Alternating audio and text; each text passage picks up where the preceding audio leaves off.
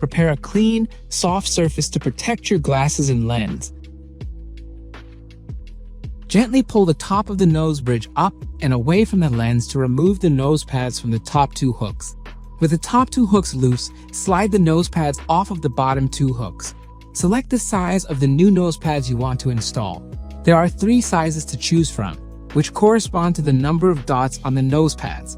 High bridge fit, 1 dot, offers a more secure and comfortable fit if you have a high nose bridge and lower cheekbones. A good choice if your nose bridge sits above your pupils. Universal fit, 2 dots, offers a comfortable fit and accommodates most people.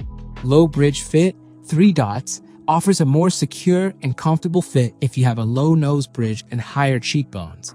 A good choice if your nose bridge sits lower than your pupils. Once you've decided which size you want to install, slide the new nose pads onto the bottom 2 hooks. Gently pull the top of the nose bridge up and push towards the lens to secure the nose pads on the top 2 hooks.